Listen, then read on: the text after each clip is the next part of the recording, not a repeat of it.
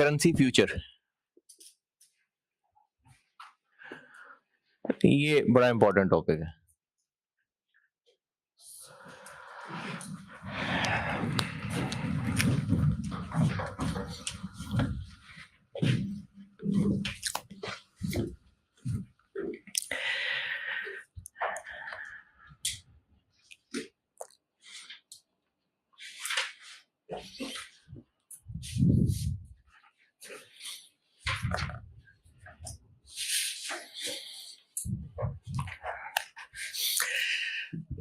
अच्छा, इसमें ना काफी सारी फॉर्मेलिटीज इन्वॉल्व है। उन फॉर्मेलिटी से पहले, यानी स्टेप्स फॉलो करने से पहले, मैं इसका कॉन्सेप्ट समझा रहा हूं। बगैर फॉर्मेलिटीज के मैं एक बार कॉन्सेप्ट समझा दूं, फिर इसकी फॉर्मेलिटीज बताता हूं। एक एग्जांपल से समझा रहा हूं।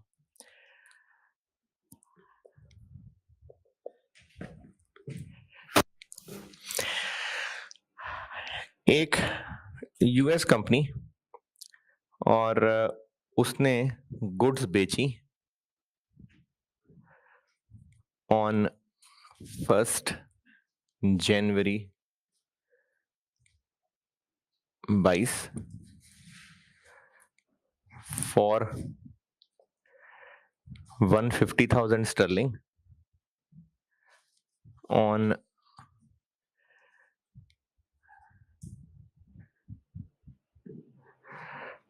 2 months credit.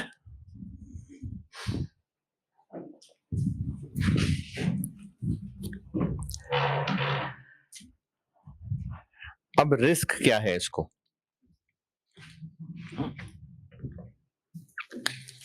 क्या गड़बड़ है यार?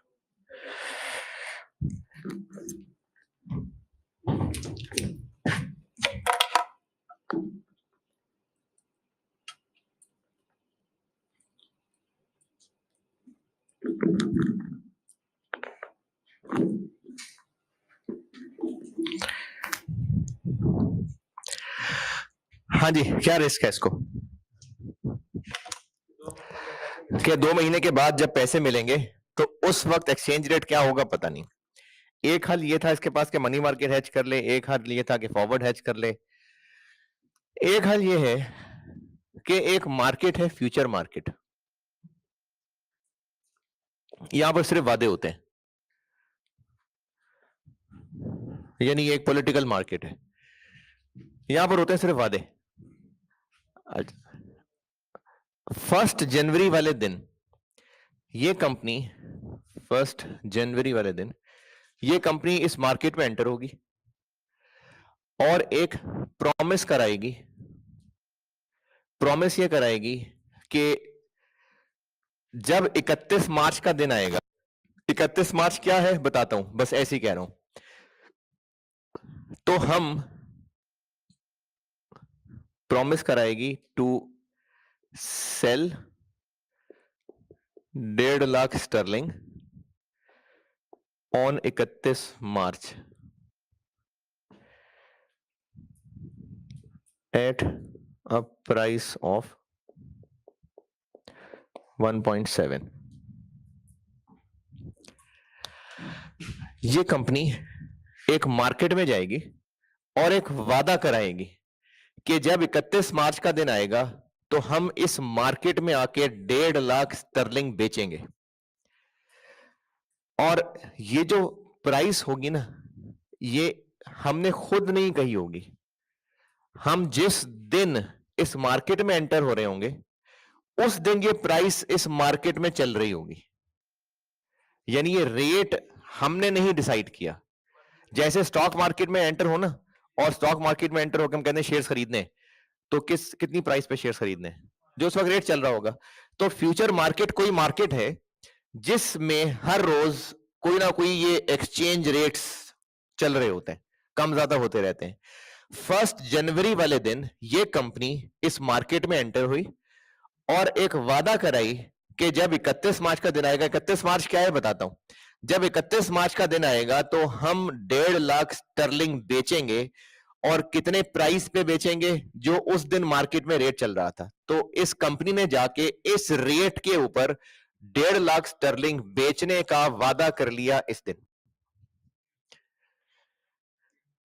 ये किस दिन किया है वादा? 1 जनवरी 22 को। और वादा क्या किया है कि इस एक्सचेंज रेट पे जब ये दिन आएगा तो 1.5 लाख स्टर्लिंग बेचेंगे, वादा कराए। अब उसके बाद 2 महीने गुजर गए, यानी 28 फरवरी का दिन आ गया। 28 फरवरी को 2 काम होंगे। इस कंपनी को कस्टमर से पैसे मिलेंगे,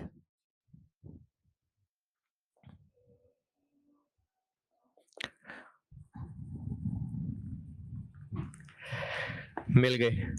अब इन पैसों का क्या करें? वो इन पैसों को जाके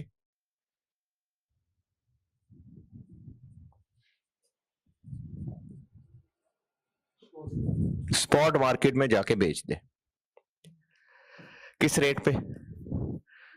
जो उस वक्त स्पॉट रेट चल रहा होगा। चलो मैं कहता हूं उस वक्त स्पॉट रेट चल रहा था 1.78, ये स्पॉट रेट चल रहा था उस वक्त।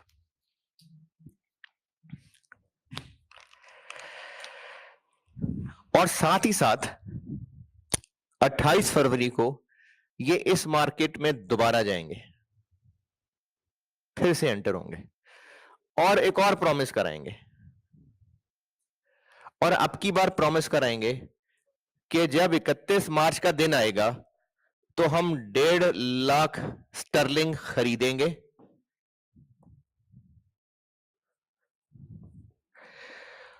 और उसकी प्राइस क्या होगी? जो 28 फरवरी वाले दिन इस फ्यूचर मार्केट में कोट हो रही होगी। लेट्स से कि वो कोट हो रही थी 1.84।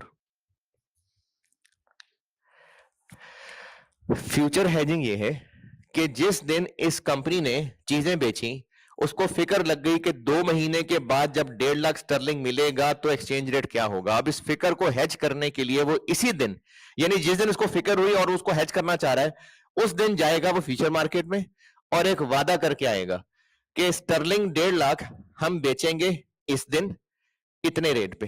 अब बेचने का वादा क्यों कर रहा है, 31 मार्च क्या है, ये सब अभी करता हूं मैं एक्सप्लेन। ये प्राइस अपनी मर्जी की चुनी है? नहीं, उस मार्केट में उस दिन ये रेट चल रहा था तो उस दिन जितने भी लोगों ने जाके कॉन्ट्रैक्ट किया होगा, वादा किया होगा, उनको यही रेट मिला होगा। फिर उसके बाद 28 फरवरी का दिन आया, कस्टमर से 1.5 लाख रिसीव हुए, वो 1.5 लाख स्टर्लिंग जाके स्पॉट मार्केट में बेच दिए और उस दिन स्पॉट मार्केट में ये रेट चल रहा था। और उसी दिन दोबारा गए फ्यूचर मार्केट में और एक और वादा कराए।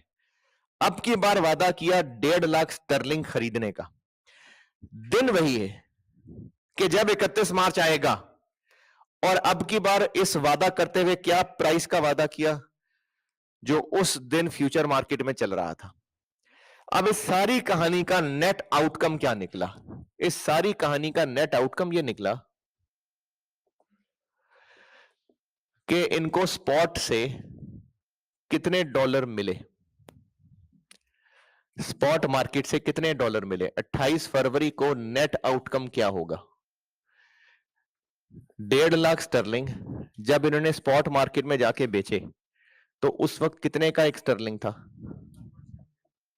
तो इनको कितने डॉलर मिले होंगे? 267,000।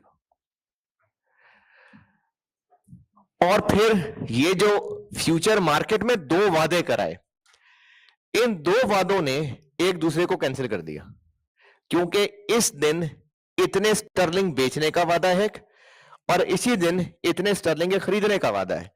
तो जब 28 फरवरी को ये एक और वादा कराए तो सिस्टम में इनका पहले से एक वादा मौजूद है और जाके एक और वादा करके आ रहे हैं। अब सिस्टम के अंदर वो वादे ऑफसेट हो जाएंगे और जो इसके ऊपर नेट रिजल्ट है ये उस मार्केट में या तो दे के या लेके आ जाएंगे।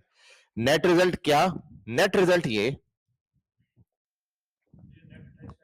जी 28 फेब को, और वाकई 28 फेब को फ्यूचर का रिजल्ट ये निकला कि इन्होंने वादा किया हुआ है सेल करने का। कितने पे? फिर एक और वादा कराए बाय करने का 1.84। तो इनको इस वादे पे फायदा हो रहा है कि नुकसान हो रहा है? एक चीज है जो इतने का खरीदने का वादा किया है, इतने के बेचने का वादा किया है, तो नुकसान हो गया। कितना नुकसान? अच्छा, ये 0.14 क्या है? 0.14 रुपए, 0.14 डॉलर पर स्टर्लिंग है। ये डॉलर पर स्टर्लिंग है। तो इनको इतना नुकसान हो गया है डॉलर पर स्टर्लिंग, और टोटल नुकसान कितना हुआ?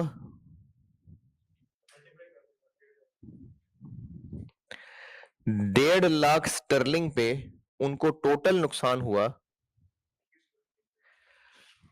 21,000। और अब इनको नेट इस दिन इतने डॉलर हाथ में आए, 246,000। अब ये सब बातें मैंने समझानी है कि सेल क्यों किया, बाय क्यों किया। पहले बाय करते, बाद में सेल कर लेते, या ये सारी कहानी फ्यूचर मार्केट की क्या थी और उससे फायदा क्या हुआ कि नुकसान हुआ। ये सब चीजें एक्सप्लेन की हैं, करता हूं। अभी बस सिर्फ आपको एक स्टेप्स बताए मैंने। जी जी, 28 फरवरी को, 28 फरवरी को ही हम पैसे देंगे और जान छुड़ा के आ जाएंगे। जी, यकम जनवरी वाले दिन इस फ्यूचर मार्केट में ये रेट चल रहा था। यानी फ्यूचर मार्केट में बोर्ड के ऊपर ये रेट चल रहा था कि आ जाओ, जिसने आना है वादे करने आ जाए, इस रेट पे आके वादे कर ले। और जैसे वो गली में वादे नहीं, बालो कुड़ियो चीज वंडी दी, तो वो ये आवाजें लगा रहे थे कि बालो कुड़ियो ये रेट है, तो आ जाओ जिससे वादे करने हैं। तो हम उस दिन गए और इस रेट पे वादा कराए इतने स्टर्लिंग बेचने का। फिर जब 28 फरवरी को दोबारा गए, उस दिन इस मार्केट में ये रेट कोट हो रहा था, तो इस पे जाके हम फिर दोबारा वादा कराए। अब ये सेल और बाद में बाय क्यों किया, पहले बाय बाद में सेल कर लेते, ये वजह समझानी है। और इस सबसे फायदा क्या हुआ, ये बात भी अभी समझानी है।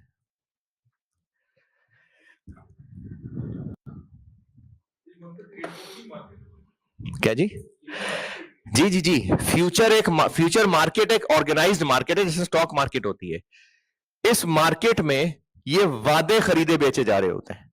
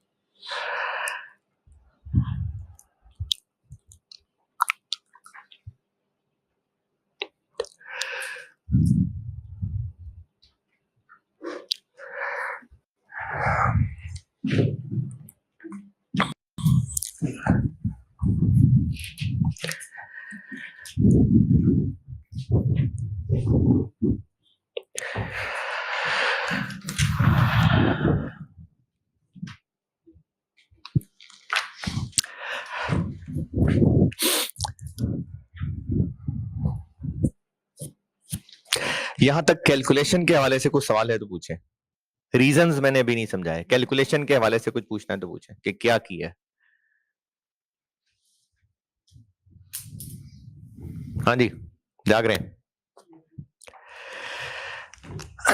अब इनकी रीजन समझाता हूं थोड़ी थोड़ी करके। 1 जनवरी वाले दिन जो स्पॉट रेट चल रहा था वो चल रहा था 1.67। उस दिन ये रेट चल रहा था। अगर उसी दिन कैश पे सेल करता तो कितने डॉलर मिल जाते? अगर उसी दिन ये कैश पे सेल कर देता, यानी 2 महीने का उधार ना देता, तो कितने डॉलर मिल जाते?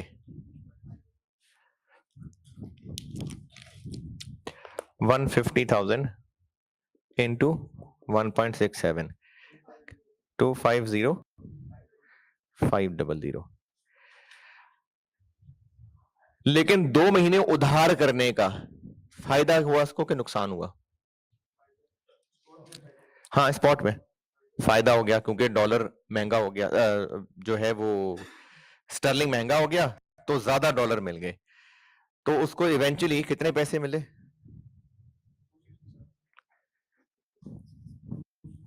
267,000। कितना फायदा हुआ? 16,500।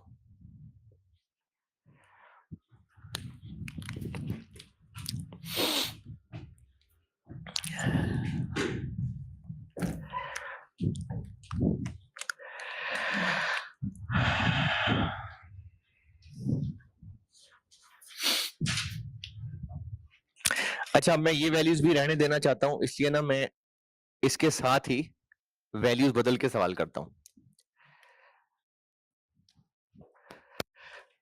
उस दिन स्पॉट रेट इतना था और मार्केट में, फ्यूचर मार्केट में 1 पॉइंट इतना था। 28 फरवरी को स्पॉट रेट हो गया इतना, और जब ये 28 फरवरी को दोबारा गया तो उस दिन रेट चल रहा था इतना।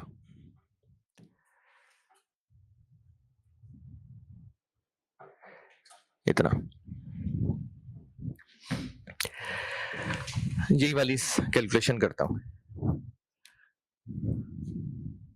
ये हरे हरे वाले सवाल में स्पॉट रिसीट कितनी? 150,000 इंटू 1.58। ये हरा वाला सवाल कितना? 237,000। फ्यूचर का रिजल्ट क्या निकला? फ्यूचर का रिजल्ट ये निकला कि सेल का वादा करके आए थे, फिर बाय का वादा कराए,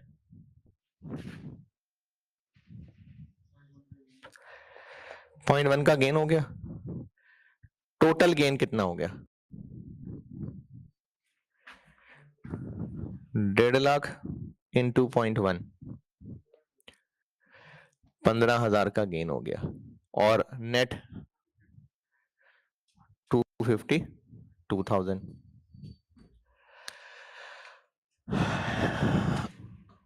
अच्छा जी, अगर इसमें उधार ना करते तो आज कितने पैसे मिल जाते? अगर उधार ना करते तो 250, जबकि इवेंचुअली मिले कितने? ग्रीन वाला कर रहा हूं सवाल। 230। फायदा हुआ कि नुकसान? कितना? 13,500 का। अब समझें साइंस। जब फॉरेन करेंसी ट्रांजैक्शन की और 2 महीने बाद की टेंशन शुरू हो गई तो हम साथ ही साथ फ्यूचर मार्केट में चले गए और वहां पर जाकर एक वादा कर लिया। ये वादा सेल का क्यों किया, बाय का क्यों नहीं किया, बस अभी बताता हूं थोड़ी देर तक।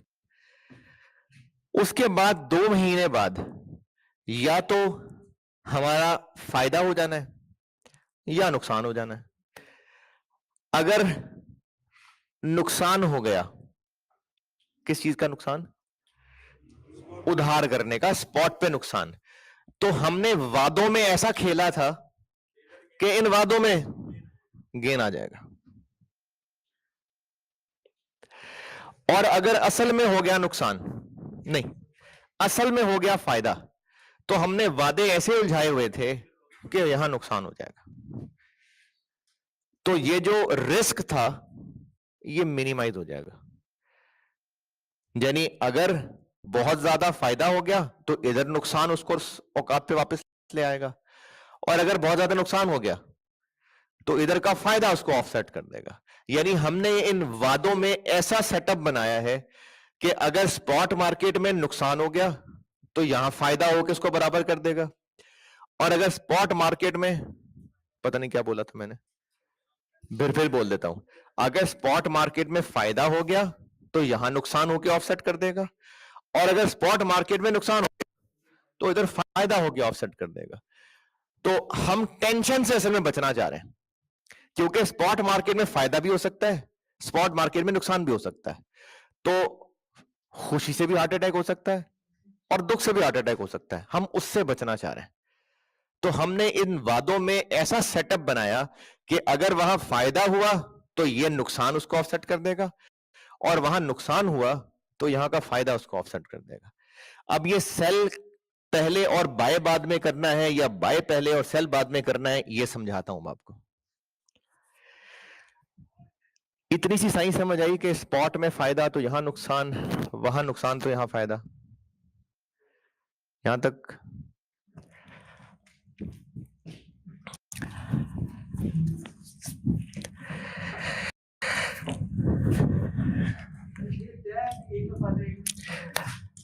अगर सवाल बहुत अजीब सा नहीं बनाया हुआ तो हाँ ये तय है।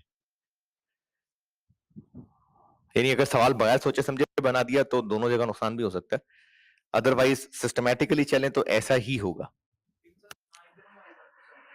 हाँ, लेकिन वो सेट ही ऐसा किया है कि एक दूसरे को ऑफसेट कर देगा।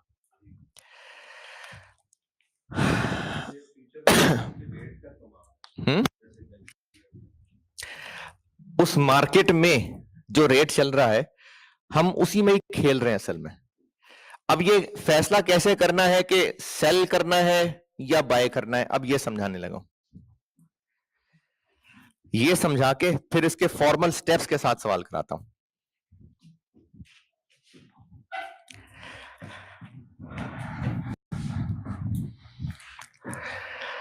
यहां तक इतना मैंने वैसे रश ज्यादा मचा दिया है। यहां तक अगर कुछ नोट करना हो, कोई कहानी लिखनी हो तो आपकी मर्जी है, जो लिखना चाहे मर्जी है, लिख लें अगर लिखना है तो।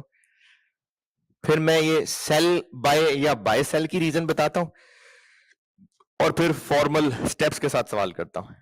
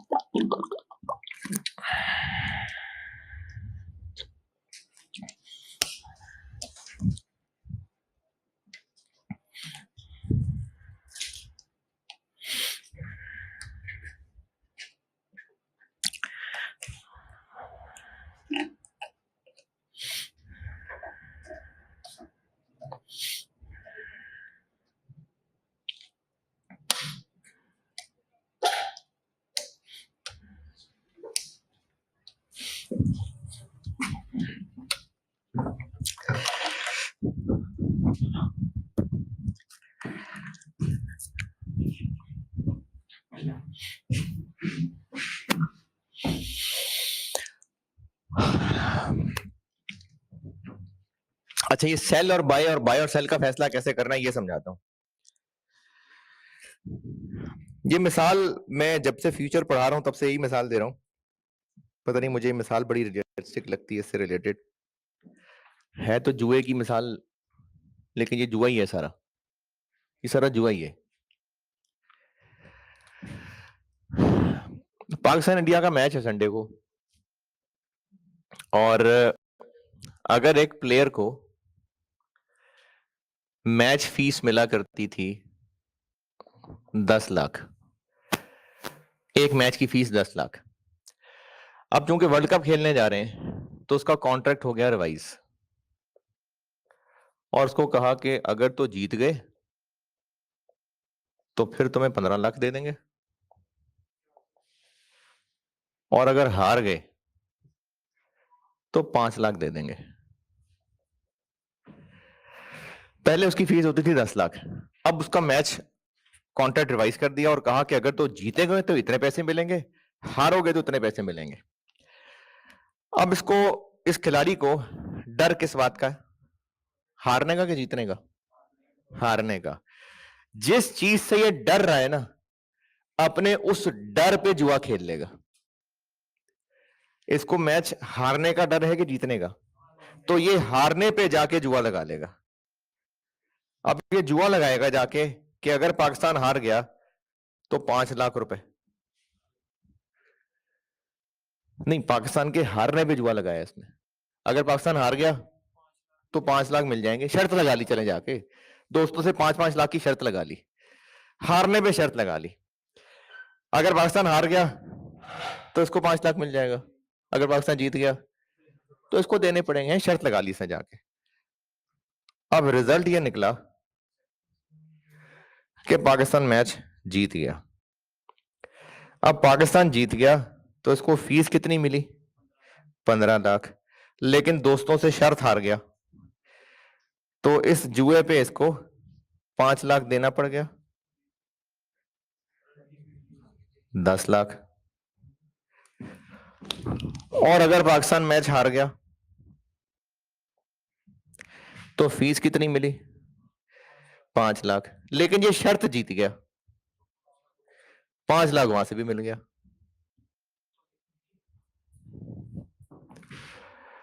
तो ये इसने अपना रिस्क हेज कर लिया, यानी जिस पोजीशन से ये डर रहा था, जिस पोजीशन से ये डर रहा था उस पे इसने जुआ खेल लिया, ताकि अगर तो जिस चीज से डर रहा था वाकई वो काम हो गया तो उस ओरिजिनल मैच में तो बेशक ये हारेगा, लेकिन जुआ जीत जाएगा। और अगर वो ना हुआ तो चलो ओरिजिनली ये जीत जाएगा, जुआ हार जाएगा, लेकिन एक का फायदा दूसरे के नुकसान के साथ ऑफसेट हो जाएगा। और अगर ये जीतने पे जुआ लगा लेता तो फिर तो या तो और फायदा होता या और नुकसान होता, तो ये अक्लमंदी नहीं है। तो ये जिस चीज से डर रहा था उस पे जुआ लगाएगा। अब यहां आते हैं, इसने कल को स्टर्लिंग को क्या करना है? इसको कल को कस्टमर से स्टर्लिंग मिलने हैं ना, तो ये स्टर्लिंग बेचेगा जाके, तो इसलिए ये आज जाके स्टर्लिंग के बेचने का वादा कराएगा, क्योंकि कल को ये बेचना चाहता है और वो बेचने से डर रहा है कि जब बेचने जाएगा पता नहीं रेट क्या होगा, तो ये आज ही जाके बेचने का वादा कराएगा।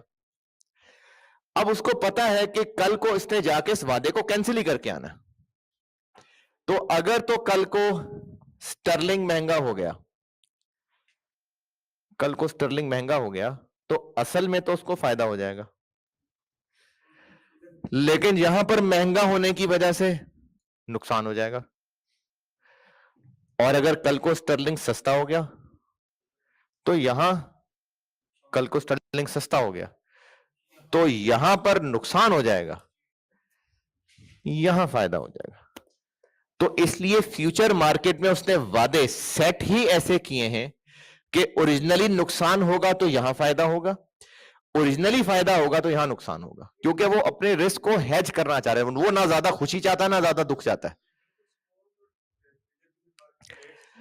हाँ बिल्कुल, अब मैं बताऊंगा कि ये रेट क्या होता है। यानी ये रे 1.7 क्या है ये बताता हूं। पहले सेल बाय वाली बात समझ आई।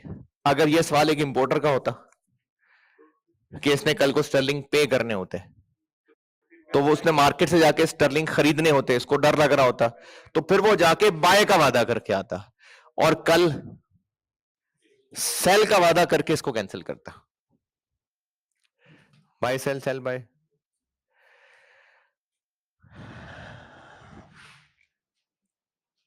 अब बताता हूं कि ये क्या है। क्या? हाँ, डेट सवाल के साथ बताता हूं। ये डेट सवाल के साथ बताता हूं और ये अमाउंट भी ये बताता हूं। जिस तरह मैच जब चल रहा होता है या चलो शुरू होने वाला है, तो शुरू होने वाले पे एक्सपर्ट्स जो ग्राउंड को भी समझते हैं, जो टीम को भी समझते हैं, जो वेदर कंडीशन को भी समझते हैं, वो अपना बेस्ट फोरकास्ट बताएंगे कि ये टीम जो पहले खेलेगी वो कितना स्कोर करेगी। अच्छा, ये अगर चैपल बैठ के डिस्कस कर रहा हो, या चलो थोड़े नए लोगों पे आ जाते हैं, गंगुली बैठ के डिस्कस कर रहा हो, तो उसका अंदाजा और रेडी वाला जो अपने दोस्तों के साथ शर्त लगा रहा हो उसका अंदाजा, वो भी यही कहेगा मेरा ख्याल है को 1.5 तो करने का। इन दोनों ला तो अंदाजे रहे हैं, लेकिन गंगुली का लगाने वाला अंदाजा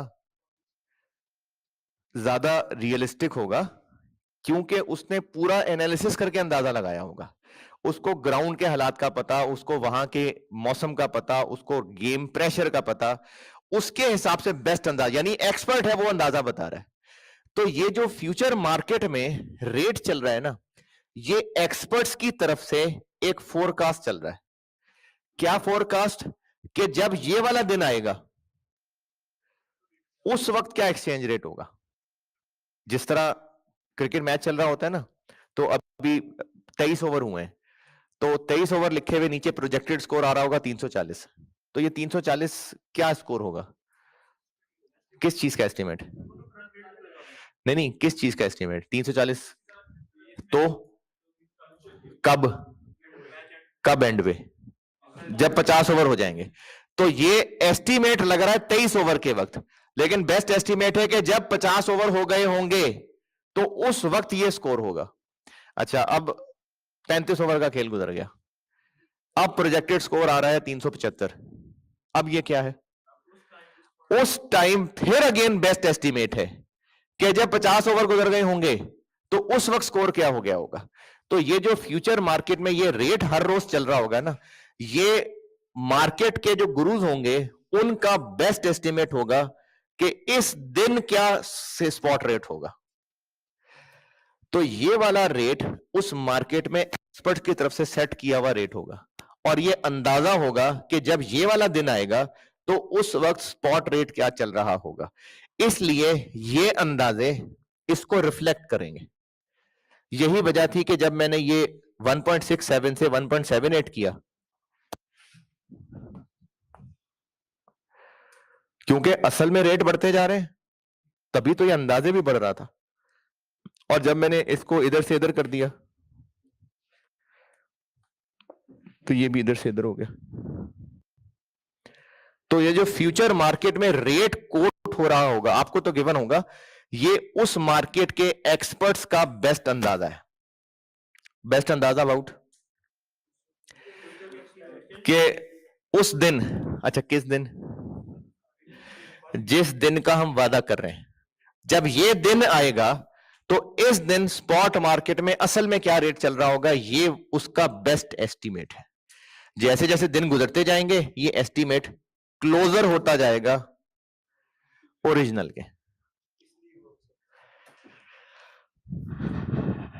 अब इसका मैं फॉर्मल स्टेप्स के साथ सवाल कराता हूं, तो फिर ये अमाउंट का और ये डेट का और बेहतर आइडिया दे देता हूं। अब मिटा दे यार।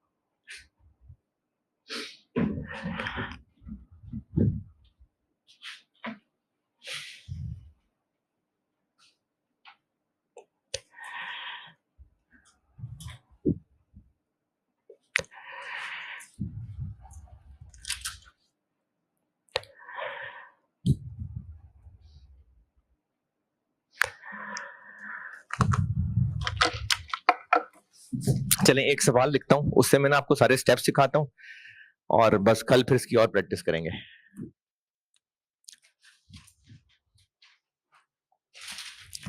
अब मैं फॉर्मली फ्यूचर के स्टेप सिखा रहा हूं सारे।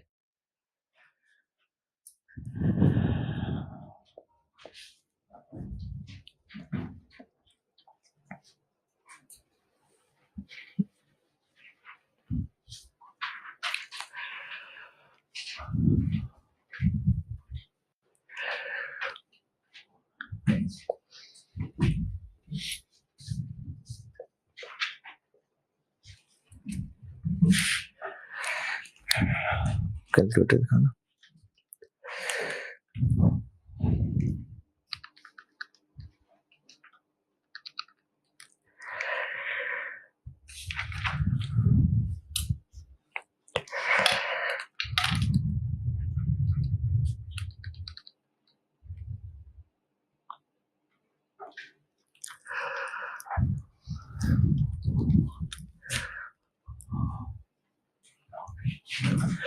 पचपन 600।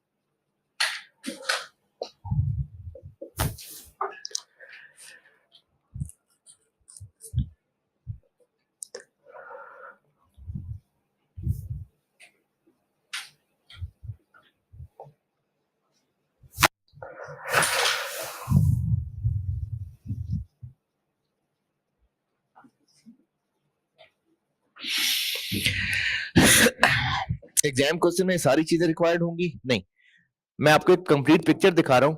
जब इसकी प्रैक्टिस कर लेंगे फिर एग्जाम क्वेश्चन पे आएंगे कि एग्जाम क्वेश्चन क्या होता है। ये सवाल लिख लें, मैं इसको सॉल्व करते करते ना इसके स्टेप्स सिखाता हूं। कल फ्यूचर की प्रैक्टिस ही है, उसी की और वैरायटियां।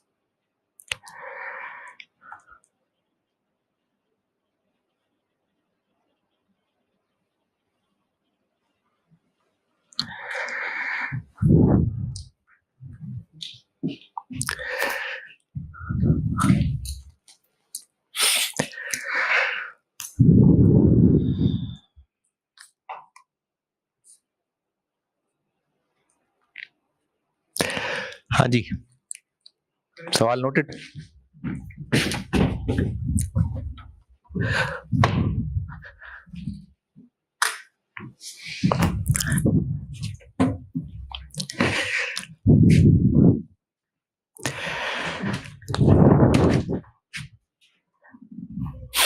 टेलर से कपड़े सिलवाना और रेडीमेड गारमेंट्स खरीदना, क्वालिटी के अलावा मेन फर्क क्या है? हैं? अच्छा ठीक है, और साइज। साइज, क्योंकि अगर आपका एक कंधा जो ऐसे है, एक बाजू छोटा है, एक बाजू बड़ा है, तो टेलर तो एडजस्ट कर देगा, लेकिन जो रेडीमेड गारमेंट्स हैं उन्होंने शर्ट का कॉलर साइज उसके हिसाब से, बाजू चौड़ाई सब उसके हिसाब से रखा हुआ है। तो उनके पास जो साइजेस होंगे वो स्टैंडर्ड साइजेस होंगे। यानी अगर कॉलर 15, 16, 17, अगर किसी का 14.25 है तो शायद उसको फिट नहीं आएगी शर्ट। इसी तरह जूते हैं, अगर किसी से ऑर्डर पे जूते बनवा लें तो पाँव की शेप के हिसाब से जूते बन जाएंगे।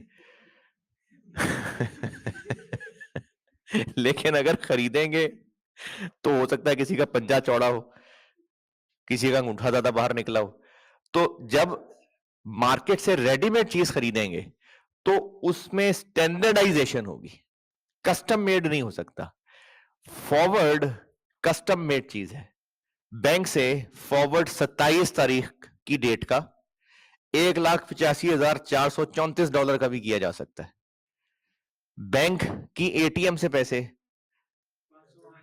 500 के मल्टीपल में निकलेंगे, क्योंकि पब्लिक के लिए चीज अवेलेबल है तो स्टैंडर्डाइज ही होगा। तो फ्यूचर मार्केट ना एक मार्केट है जहां पर स्टैंडर्डाइज्ड वादे मिलते हैं। वो स्टैंडर्ड दोनों एतबार से, यानी किस अमाउंट का वादा और किस डेट का वादा, ये दोनों स्टैंडर्ड होंगे। जैसे पिछले सवाल में मैंने 31 मार्च लिखा हुआ था, मुझे यहां बताई थी बात, वो एक स्टैंडर्ड डेट है जो मार्केट में वादे एक स्टैंडर्ड खास मेच्योरिटी के मिल रहे होंगे। इसी तरह मैंने 1.5 लाख स्टर्लिंग लिख दिया था बस, लेकिन स्टैंडर्ड अमाउंट के वादे होंगे। तो फ्यूचर मार्केट एक मार्केट है जहां पर अमाउंट के और मेच्योरिटी के स्टैंडर्ड वादे मिल रहे होंगे। जिसने वादा खरीदना है, वादा बेचना है, वो इसी अमाउंट के और इन्हीं अवेलेबल डेट्स के हिसाब से चाहे तो खरीद सकता।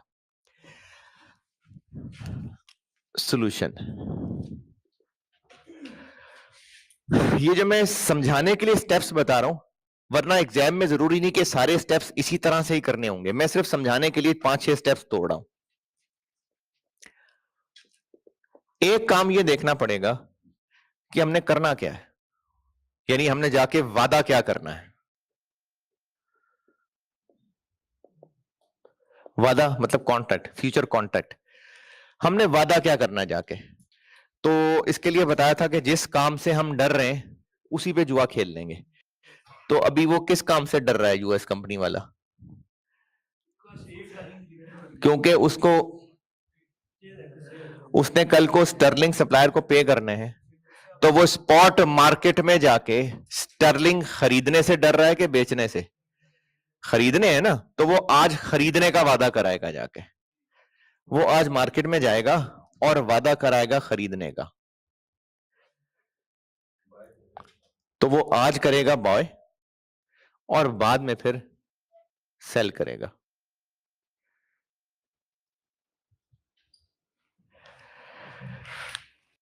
जिस चीज से डर रहा है, आदो के ये चीज याद भी हो सकती है कि अगर पेमेंट का सवाल है तो बाय सेल, रिसीट का सवाल है तो सेल बाय। लेकिन मैं आपको रीजन समझा रहा हूं कि जिस चीज से डर रहा है ना उसमें जुआ खेलना है। तो ये कल को स्टर्लिंग स्पॉट मार्केट में खरीदने जाएगा, यानी ये खरीदने से डर रहा है, तो फिर ये खरीदने पे जुआ खेलेगा और बाय का वादा करेगा। और चूंकि पहले बाय का वादा कर लेगा तो कल को जाके इसको सेल का वादा करना पड़ेगा। तो बाय नाउ सेल लेटर। अच्छा, अब कॉन्ट्रैक्ट जब ये लेने जाएगा ना, तो उस वक्त मार्केट में डिफरेंट मेच्योरिटीज के कॉन्ट्रैक्ट मिल रहे होंगे। 31 मार्च वाला, 30 जून वाला, 30 सितंबर वाला, 31 दिसंबर वाला। वैसे तो ये 3-3 महीनों वाले हैं, लेकिन सवाल में महीने महीने वाले भी हो सकते हैं। यानी सवाल में आपको 31 मार्च, 30 अप्रैल, 31 में कोई भी मेच्योरिटी वाले कॉन्ट्रैक्ट्स अवेलेबल हो सकते हैं। तो हमने वो वाला कॉन्ट्रैक्ट लेना है। अच्छा, हमने किस दिन वो ट्रांजैक्शन करनी है जिसको हेज करना चाह रहे हैं? वो ट्रांजैक्शन करनी किस दिन है जिसको हेज करने जा रहे हैं? 28 फरवरी ना। हम हेज करने जा रहे हैं स्टर्लिंग खरीदने को, तो वो किस दिन खरीदने हैं? तो 28 फरवरी के जो करीब तरीन कॉन्ट्रैक्ट होगा वो लेंगे, लेकिन करीब तरीन बाद, पहले वाला नहीं। यानी हमने जिस दिन ये ट्रांजैक्शन करनी है जिससे हम डर रहे हैं, ये उसके अंदर अंदर फॉल करे। तो अब इन अवेलेबल में से 31 मार्च वाला, क्योंकि 30 जून वाला, जैसे अगर रेडीमेड कपड़े खरीदने हैं तो खुली शर्ट लेना बेहतर है कि तंग शर्ट? खुली शर्ट। और बहुत खुली या थोड़ी सी खुली तो उससे होगा कि थोड़ी सी एडजस्टमेंट कर लेंगे। बहुत खुली होगी तो एडजस्टमेंट करने में फिर ज्यादा साइज खराब हो जाएगा, शेप बदल जाएगी।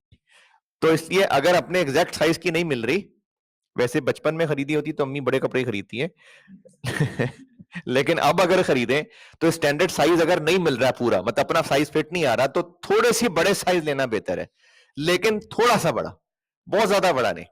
तो हमें जिस दिन ट्रांजिशन करनी है जिसको हैच कर रहे हैं वो 28 फरवरी है, तो 28 फरवरी वाला मिल जाए साइज तो बेस्ट है, नहीं तो थोड़ा सा बड़ा।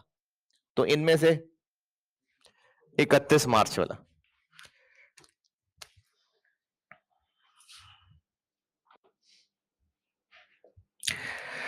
तो हम इन अवेलेबल में से 31 मार्च वाला कॉन्ट्रैक्ट लेंगे जाके। और ये जो मैं भी पहले प्रॉमिस की बात कर रहा था ना, वो कॉन्ट्रैक्ट है, यानी हमने स्टर्लिंग का कॉन्ट्रैक्ट खरीदना या बेचना है।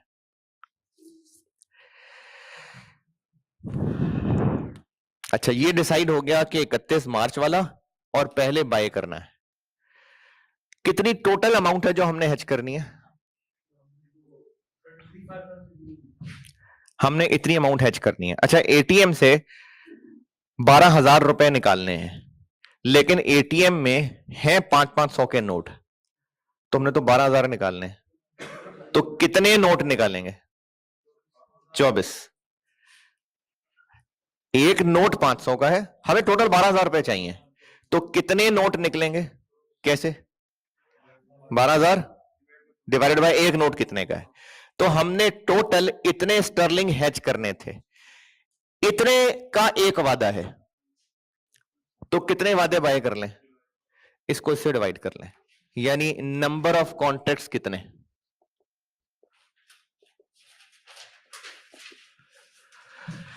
तो नंबर ऑफ कॉन्ट्रैक्ट हो जाएंगे कि जितने वादे हमने जितनी अमाउंट हेज करनी है और एक वादा कितने का है 5.7। अब 5.7 वादे तो नहीं हो सकते तो 6 कर लेते हैं। और अगर 5.2 आता तो 5 कर लेते 5 कर लेते 6 में भी हर्ज नहीं है, लेकिन simple rounding off, simple rounding off है, राउंड अप नहीं, सिंपल राउंड ऑफ। तो अब हम इन 3 स्टेप का कंक्लूजन ये कर रहे हैं कि 1 जनवरी को जाएंगे और 31 मार्च मेच्योरिटी वाले, अच्छा 28 फरवरी वाला कर लेते, वो था नहीं मार्केट में साइज, तो 31 मार्च मेच्योरिटी वाले 6 कॉन्ट्रैक्ट खरीद आएंगे जाके। इसको कहेंगे कि हमने 31 मार्च मेच्योरिटी वाले 6 कॉन्ट्रैक्ट्स बाय कर लिए। इसकी इंटरप्रिटेशन ये है कि हम वादा कर रहे हैं कि 62,500 6 दफा खरीदेंगे इस दिन। किस रेट पे? इस रेट पे। क्यों? क्योंकि जब हम 1 जनवरी को गए हैं और 31 मार्च वाला वादा करना चाह रहे हैं तो उसका रेट ये चल रहा था, तो हम इस रेट पे इतने साइज वाले 31 मार्च मैच्योरिटी वाले 6 वादे कराए। जी अब बोले जी, तो 5 कर लें। नहीं 5 कर लें, कोई मसला नहीं। मकसद है हेजिंग करना, अपनी अमाउंट को सिक्योर करना, चाहे अंडर हेज कर लें चाहे ओवर हेज कर लें, कोई मसला नहीं। अगर एग्जैक्ट नहीं मिल रहा तो करीब तरीन कर लेंगे,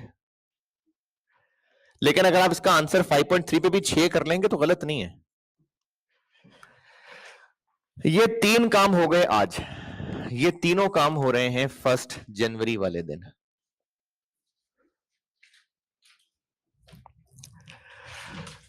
अब 28 फरवरी वाला दिन आ जाएगा।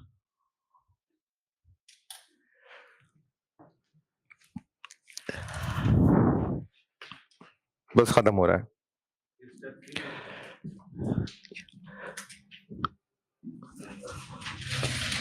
अब 28 फरवरी वाले दिन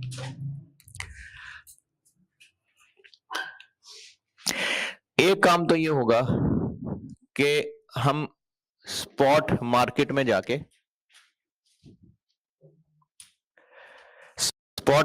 जाके स्टर्लिंग खरीदेंगे ताकि सप्लायर को पे कर सकें।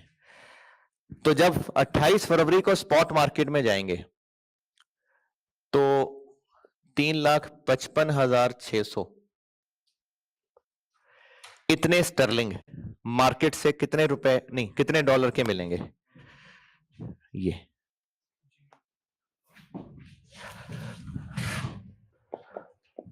तो जेब से कितने डॉलर जाएंगे?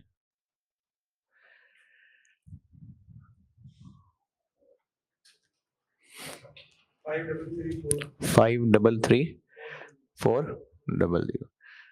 तो 28 फरवरी को एक तो करेंगे जाके स्पॉट ट्रांजैक्शन,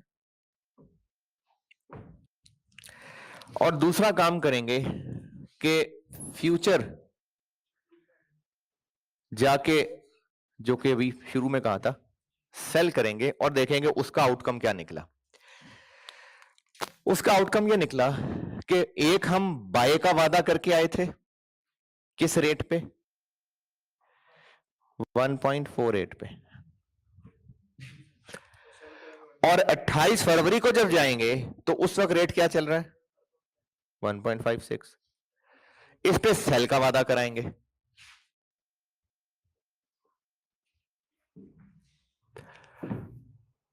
ये रेट्स देख लें पहले, अगर 1.56 और 1.48। ओके, अच्छा अब यहां से हमें नजर आ रहा है कि एक चीज इतने की खरीद के इतने की बेचने का वादा है, तो फायदा नुकसान? फायदा या नुकसान? फायदा है। सस्ती लेके महंगी बेचेंगे तो गेन है कितना? 0.08। 0.08 क्या? रुपए, डॉलर, किलो, किलोमीटर, क्या? $0.08 पर स्टर्लिंग। टोटल गेन कितना होगा? कैसे?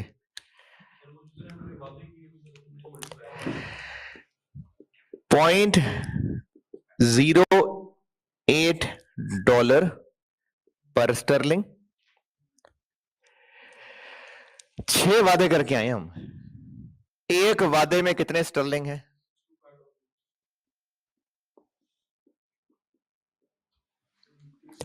एक वादे का गेन। और टोटल कितने वादे करके आए हैं? 6। अच्छा, आईकेप की बुक में ना एक स्टेप्स का तरीका बताया हुआ है, वो इन केस का अगर कोई पढ़ता हो या पढ़े, वो टिक वैल्यू और टिक साइज और नंबर ऑफ टिक्स, उसकी जरूरत नहीं है। अगर कोई करना चाहे शौक से तो कर ले, डायरेक्ट कैलकुलेशन से निकल आएगा गेन।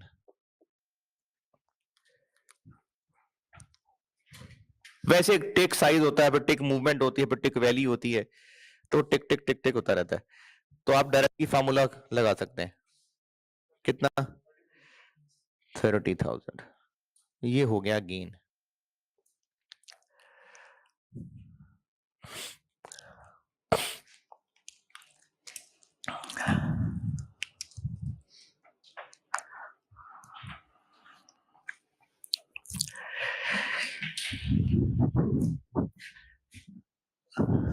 रिक्वायरमेंट 1 वो खत्म हो गया।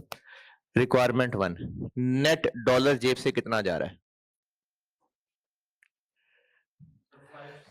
533,400 जा रहा है, लेकिन इतना हम फ्यूचर मार्केट से कमा के ला रहे हैं।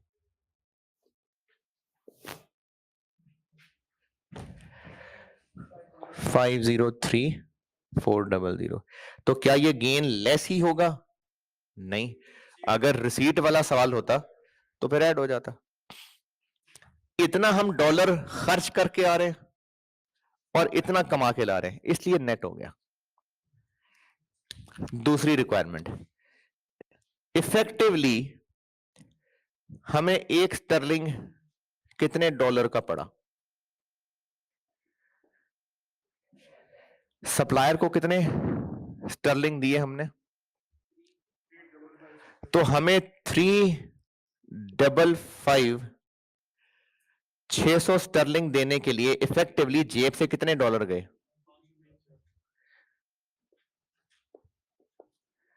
तो हमें इफेक्टिवली क्या रेट पड़ा? 1.42।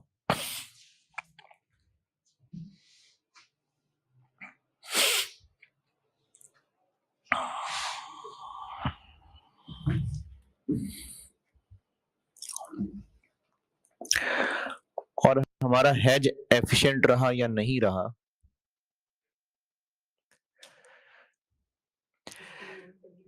स्पॉट पे फायदा हुआ या नुकसान हुआ?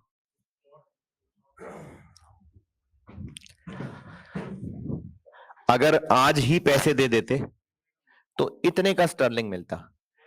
2 महीने इंतजार करने से क्या हुआ? नुकसान हो गया। तो स्पॉट पे हो गया नुकसान,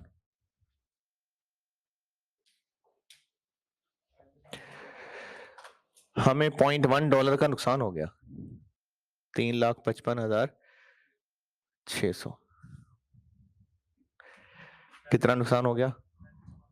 35,560 का नुकसान हो गया, लेकिन फ्यूचर मार्केट में गेन आ गया 30,000। तो इसको ये भी कह सकते हैं कि हमें नेट 55-60 का नुकसान हुआ, ये भी हेज एफिशिएंसी है। और ये भी कह सकते हैं कि ये इसका कितने परसेंट है, देखें।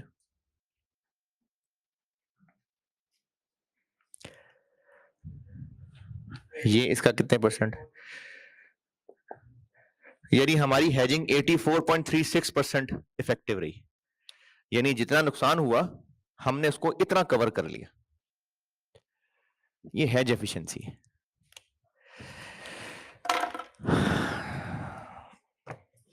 चले कल इसकी और प्रैक्टिस करते हैं। ठीक है, अल्लाह हाफिज।